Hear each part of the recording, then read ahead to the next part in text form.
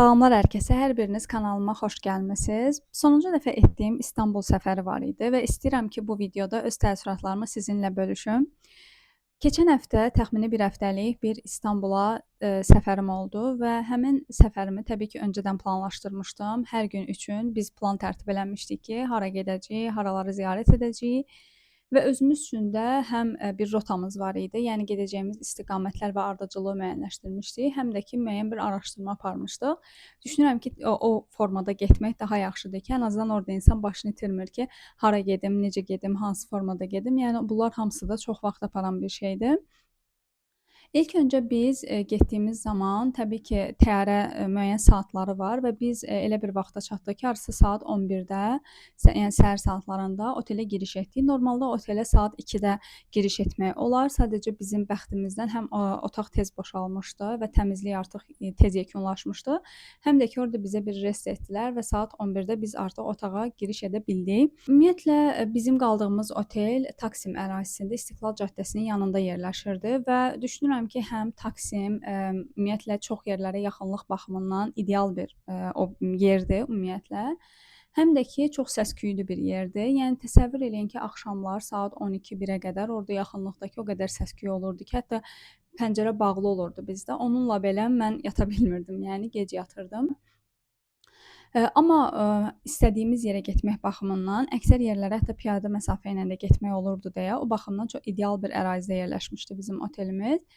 İstiqlal Caddəsi çox qəşəngdir, çox böyükdür, çox genişdir, amma hədsiz çox səs-küylü, izdihamlı bir caddədir. Həqiqətən orada insan əlindən yer tapmaq olmurdu.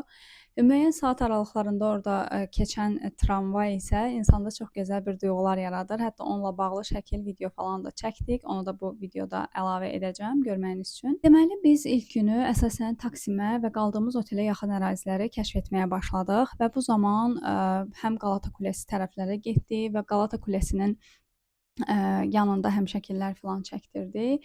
Eyni zamanda Qalata Kulesinin düz aşağısında Viyana Kahvesi deyə bir məşhur bir belə deyək, kafe var idi və həmin kafeni mən öncədən də eşitmişdim ki, oranın çox qəşəng profiterolu olur. Eyni zamanda türk qəhvəsi çox gözəldir. Çox insanlar tərifləyirdilər. Araşdırmam nəticəsində bunu əldə etmişdim və biz orada təbii ki, bu təamların dadına baxdıq. Eyni zamanda orada bizə ofisiant San Sebastian deyə, onu da şəkli əgər varsa onu da buraya yerləşdirəcəm.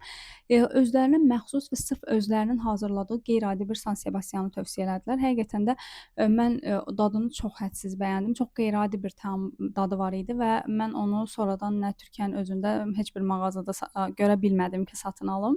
Eyni zamanda Bakıda da heç rast gəlməmişəm. Düşünürəm ki, ancaq həqiqətən onlarda var. Çünki özləri də zaten orada qeyd etmişlər ki, bunu biz özümüz yəni hazırlayırıq, bizə məxsusdur. Yəni ancaq bizdə var.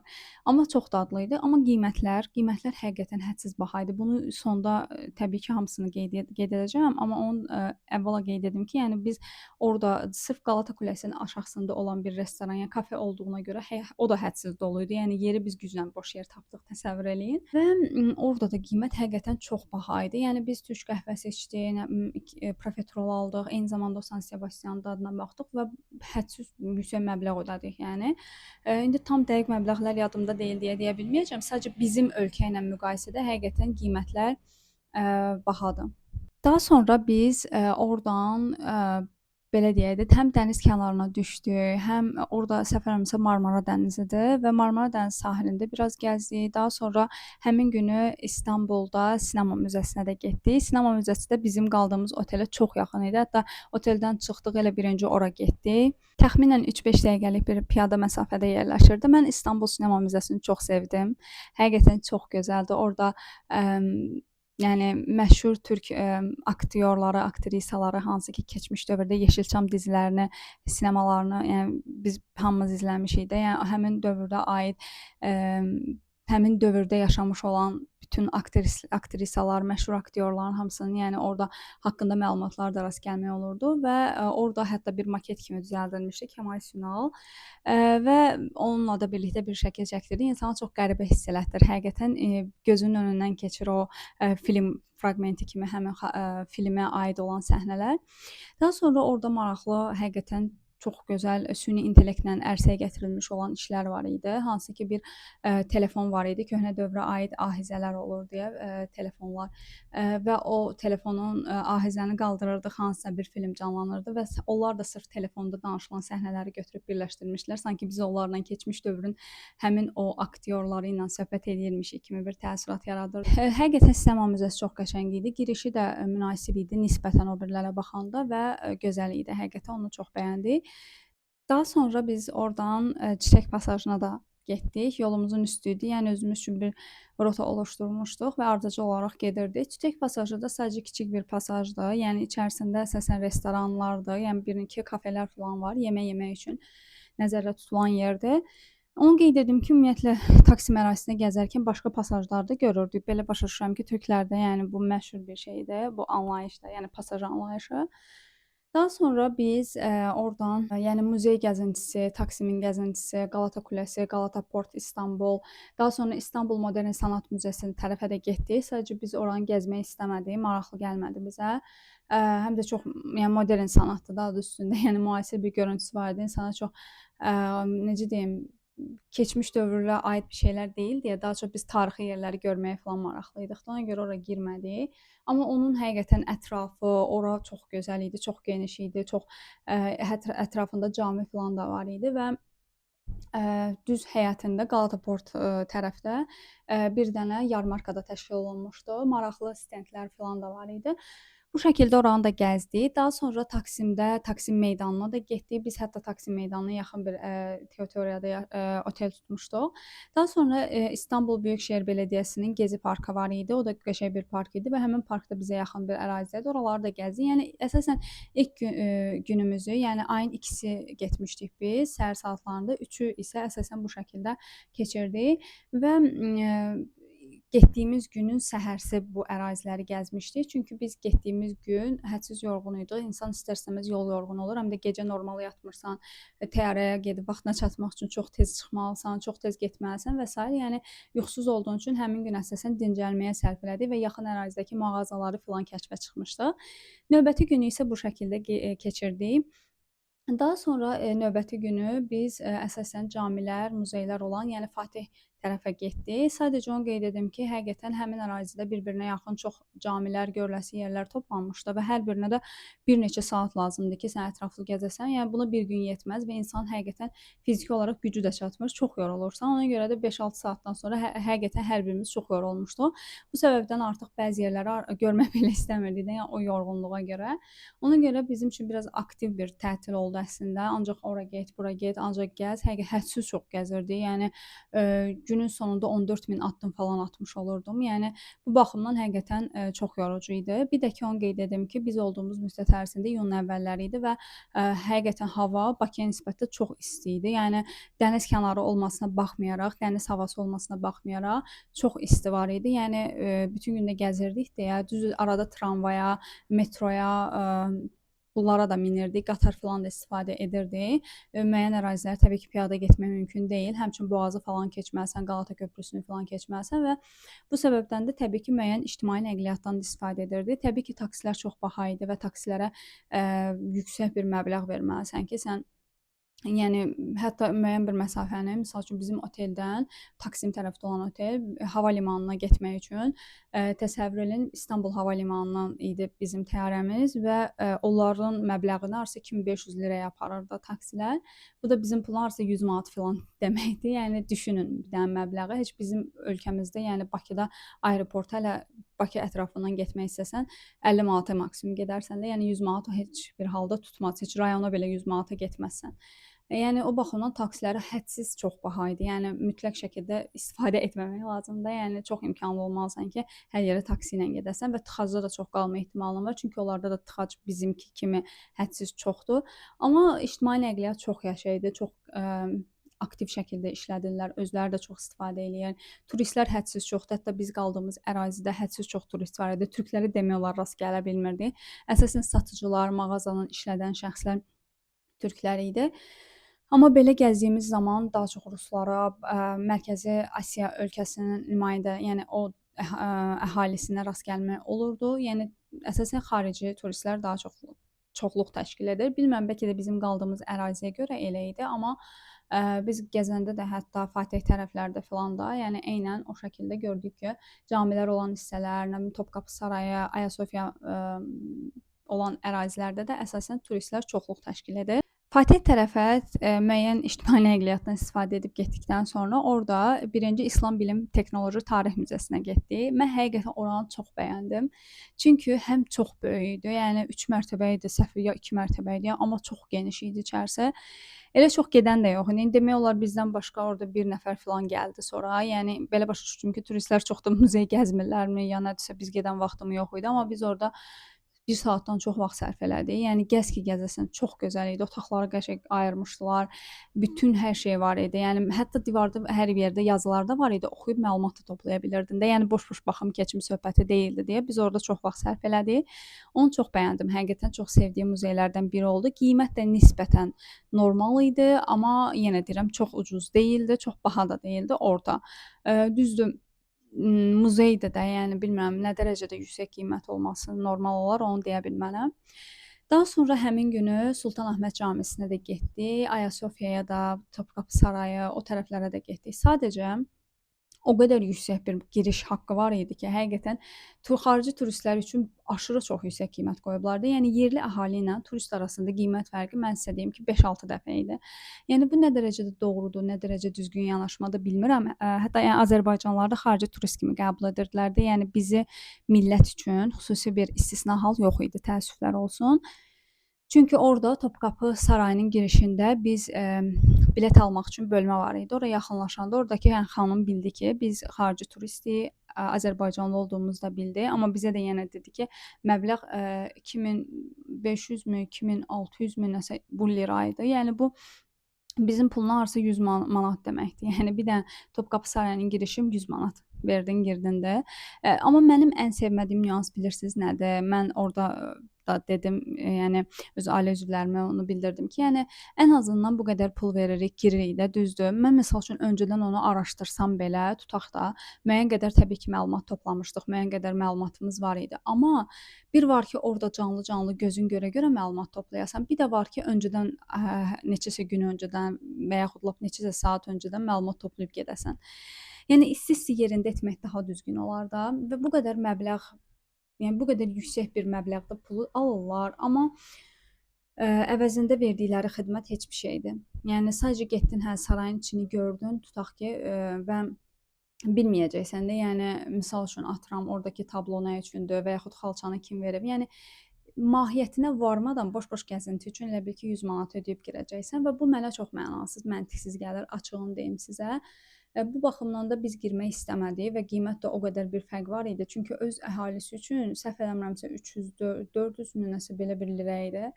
Bir dənə fərqə baxın, yəni 10 dəfə fərq var nərdəysə. Yəni bu normal deyil. Yəni okey biznesdə, amma ən azından məsələn bizim ölkəni ayıra bilərdilər də. Azərbaycanlı olduğumuzu bildikləri halda bizə də durub eyni məbləği deyirlər və biz orada imtina elədik, girmək istəmədik. Yəni insan o şeydən sonra həvəsi də olmur. Onların o ayrı seçkiliyini gördükdən sonra.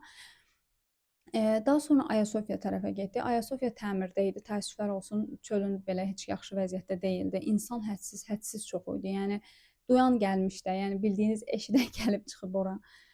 İnsan əlindən yer tapmaq olmurdu. Plus biz nə qədər piyada məsafə falan gəzib neçə yer görəndən sonra gedib ora çıxmışdıq və günorta vaxtı idi. Həm isti vaxt idi, həm insan çox idi, həm biz çox yorulmuşduq gəzməkdən və artıq normal bir yer istəyirdik ki, gedək biraz əyləşək və təsəvvür eləyin ki, orada da İnsan əlindən yer tapmaq olmurdu. Növbənin ucu-bucağı, yəni sonu görünmürdü. Bildiyiniz biabırçılıq idi həqiqətən və mən oradan o növbəni görəndən sonra mən də özüm növbədə gözləməyə nifrət eləyirəm. Mənim elə şeyə səbrim qətiyyən çatmır. Plus da qiyməti də hardasa bizim puluna 80 manat falandır girişi. Və ən pis tərəfi bilirsiniz nədir? Ayasofyanın məscid hissəsi də var və bunlar götürüb sarayı, məscidi filan hamısını qatıblar. Bir dənə paket əmələ gətirib məbləğlə satırlar cəmaata və turistləri elə cəlb edirlər. Və mənə o düzgün gəlmədi ki, yəni mən məsələn oraya girib namaz qılmaq istəyirdim. Amma mən bir dənə namaz qılmaq üçün niyə o qədər növbədə gözləyib, niyə o qədər yüksək bir məbləğ ödəməliyəm axı? Yəni bu düzgün bir yanaşma deyil. Ona görə də biraz orada dayandım, fikirləşdim ki, həqiqətən bu qədər növbəni gözləməyə dəyər, dəyməz filan və plus bir yandan da remont olunurdu deyə Ayasofya dəyişiklik edirdilər də, yəni O baxımdan heç düzü bizi cəlb eləmədi və, o növbəni də heç gözləmədik və oradan da biraz, kənarda durandan sonra uzaqlaşdıq. Daha sonra, Sultanahmet Camisi tərəflərə getdik və, Gülhanə parkı, hətta İslam Bilim Texnoloji Tarix Müzesinin yanındadır Gülhanə parkı və çox gözəl, çox möhtəşəm bir parkdır, çox böyükdür, genişdir, ağaclar çox hündür, fərah, havası təmiz. Yəni həqiqətən, çox bəyəndik, yəni həmin parkı. Daha sonra biz orada Yerəbatan sarnıcına da getmək istədik, amma onu da eşitdik ki, bağlıdır, o da təmir olunur. Bizim bəxtimizdən getmək istədiyimiz bəzi yerlər təmir olunurdu. O səbəbdən gedə bilmədik. Yəni qurduğumuz plan tam olaraq özünü doğrultmadı, təəssüflər olsun. Daha sonra orada çarşılara dedik baş çəkək. Mənə həm də maraqlı idi məşhur Kapalı Çarşı necə bir yerdir, ümumiyyətlə orada nə var. Getdik ki, Kapalı Çarşı bildiyiniz izdiham, insan əlindən yer yox və şey tərəfi də o idi ki, həqiqətən orada əsasən qızıl, gümüş bu tip şeylər satılır və təbii ki, altın qiymətindən də maraqlandıq. Çox baha, yəni bizim ölkədə daha ucuzdur altınlar, təsəvvür eləyin. Dəyməz yəni. Qramı neçə manat idi? Yəni dəhşətə gəlmişdim. Qramı 700 manat falan idi deyəsən bizim pulla. Təsəvvür eləyə bilirsiniz, yəni qızılın qiymətinə. Bizdəkindən bir 2-3 qat daha baha idi. Nəysə o çarşıda ona görə çox durmadıq. Həm də insan əlindən yer yox idi. Sıxlıq filan biz götürə bilmirik elə sıxlığı. Oradan da kənarlaşdıq. Nəysə, daha sonra ən sonda Kanuni Sultan Süleyman türbəsinə getdik. Oranın da çox gözəl bir mənzərəsi filan var idi. Həqiqətən biraz da orada vaxt keçirdik. Kənarda yaşıllıq ərazi falan var idi. Düz dənizə baxırdı. Çox gözəl idi. Orada biraz torpağa uzandıq filan. Yəni o bütün enerjimizi, elektrik hər şeyi atdıq da torpağa. Çox gözəl idi həqiqətən. Bu şəkildə həmin günümüzü də yekunlaşdırdıq və növbəti günü isə biz yollandıq Büyükadaya.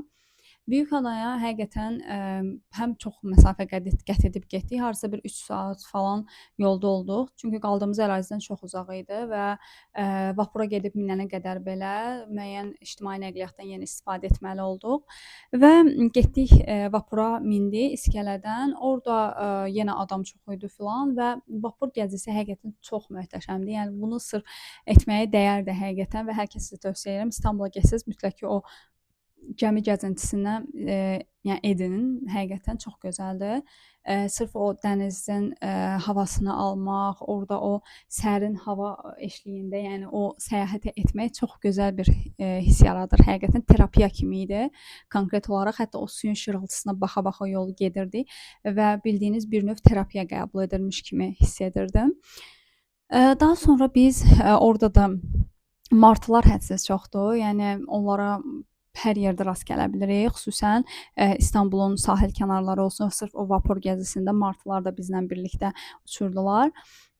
Və biz orada elə bil ki, Büyükadaya qədər Kınalıada, Burqazada bir neçə adanı, Keybəli ada, yəni 3 adanı keçir. Hər birində vapur dayanır 5 dəqiqə filan.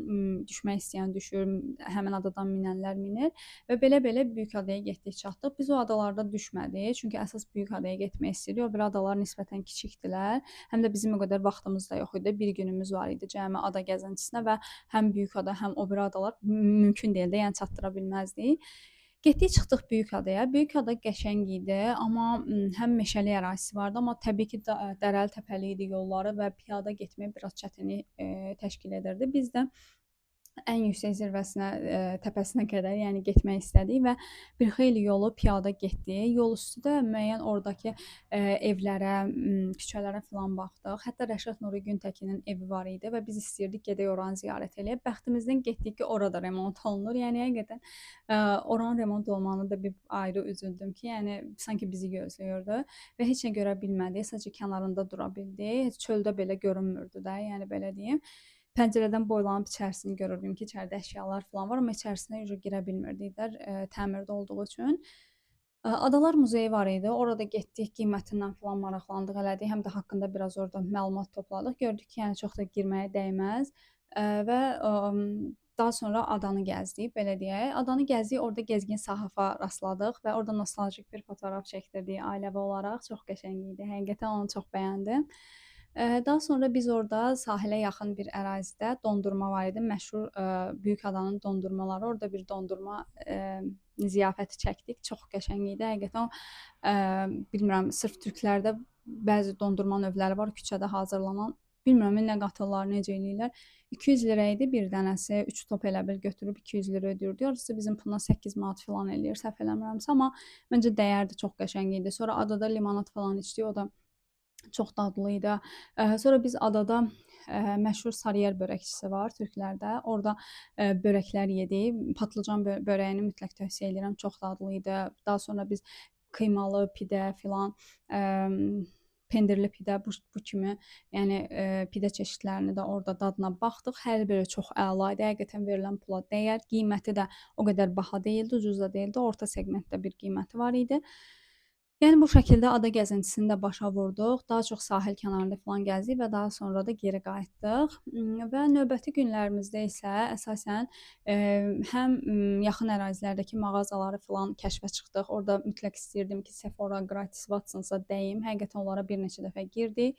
Onu qeyd edim ki, Sephora'da hədsiz çox markalar, lüks markalar var. Həqiqətən çox gözəl kosmetik vasitələr var orada. Amma qiymətləri təsəvvür eləyin, çox bahadır və hətta müqayisə eləyirdim mən orada ki, bizim ölkədəmi daha ucuzdur, onlardan mı daha ucuzdur, hansından almaq olar.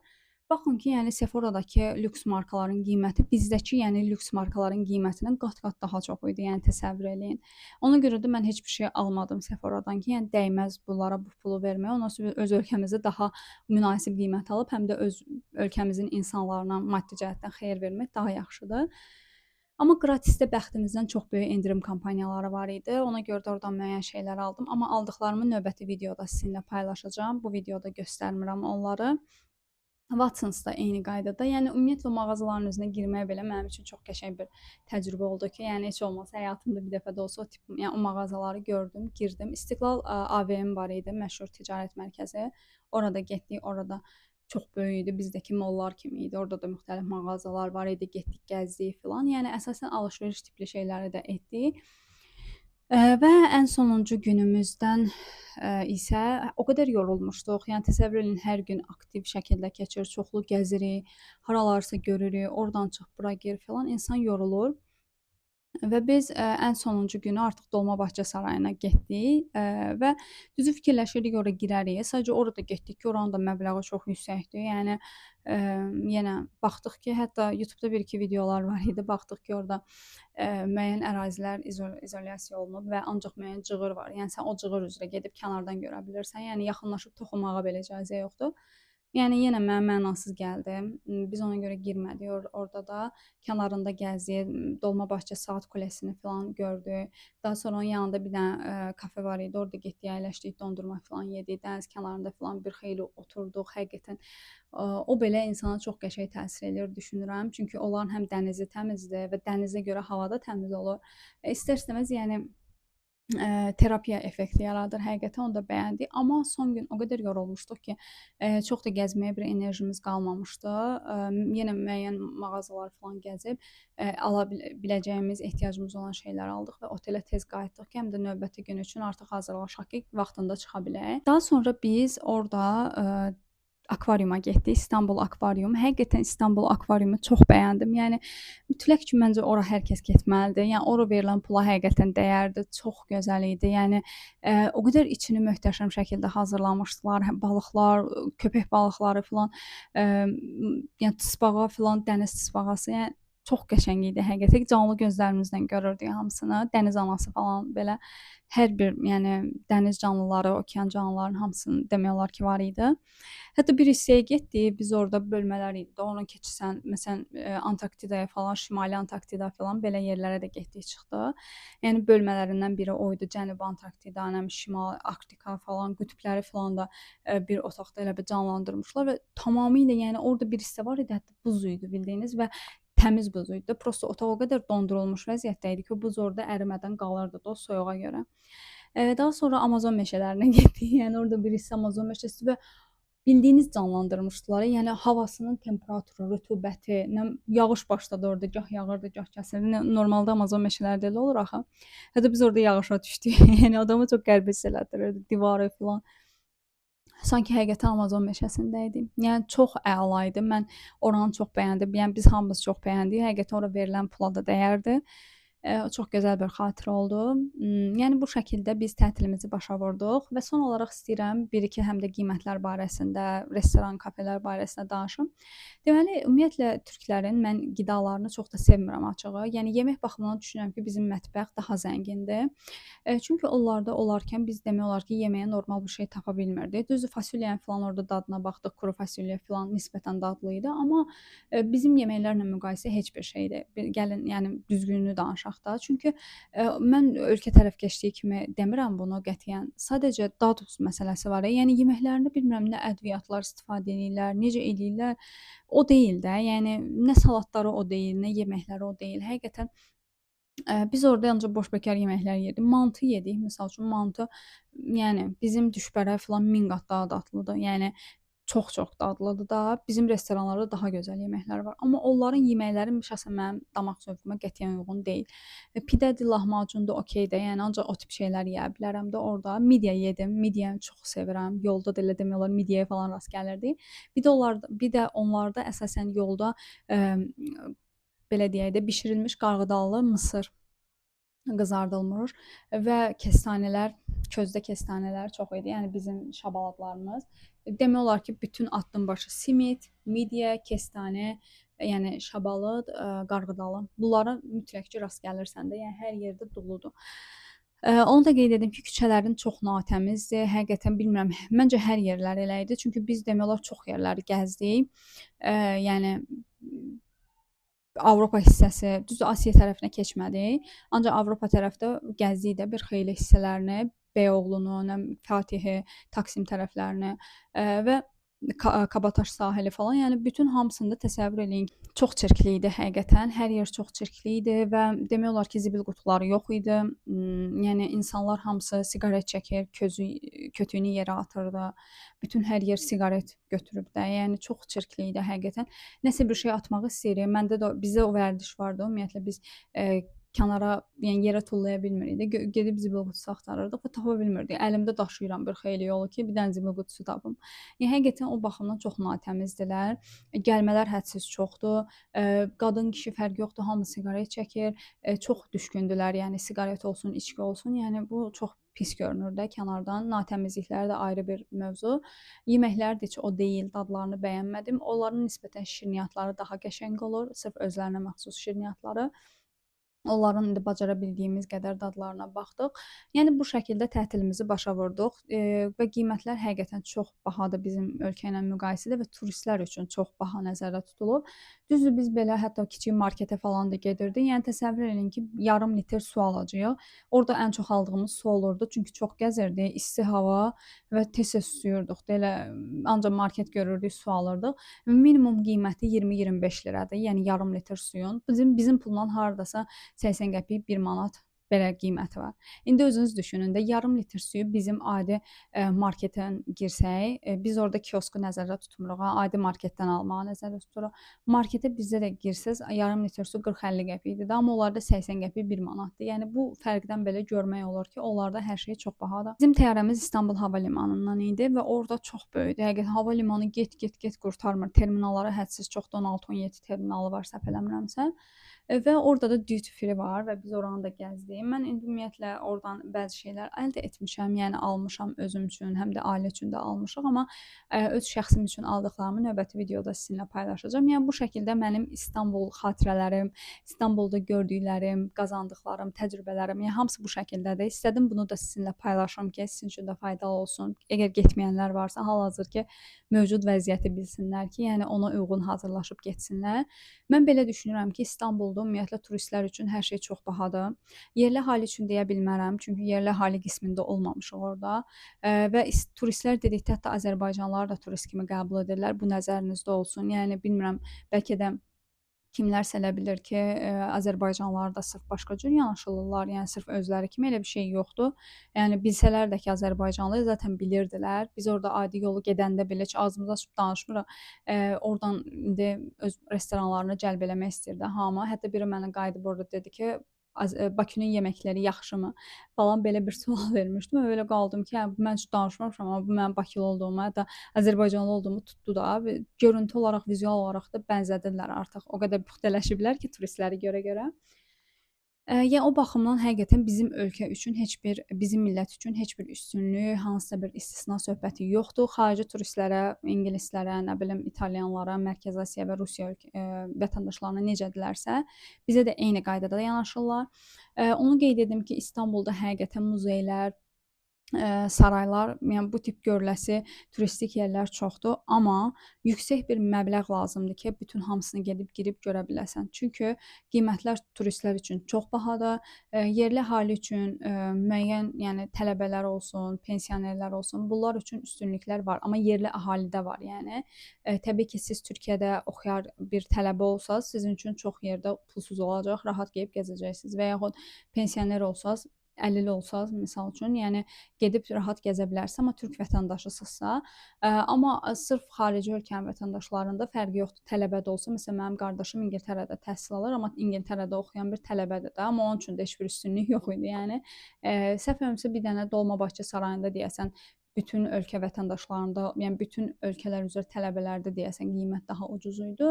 Amma qalan yerlər Topqapı olsun, Ayasofya olsun, yəni hamısında standart turistlər üçün qiymət var. O baxımdan, yəni, mən düşünürəm ki, yəni ən azı 1500-2000 manat bizim pul lazımdır ki, biz gedib, yəni orada bütün muzeyləri, sarayları hamısını görə bilək. O da insan düşünür ki, dəyərmi? Yəni o qədər pul aparıb verəsən, hansı ki, Azərbaycanda ortalama əmək haqqıdan belə yüksək bir məbləğdən söhbət gedir. Yəni bu da biraz düşündürücü bir mövzudur əslində.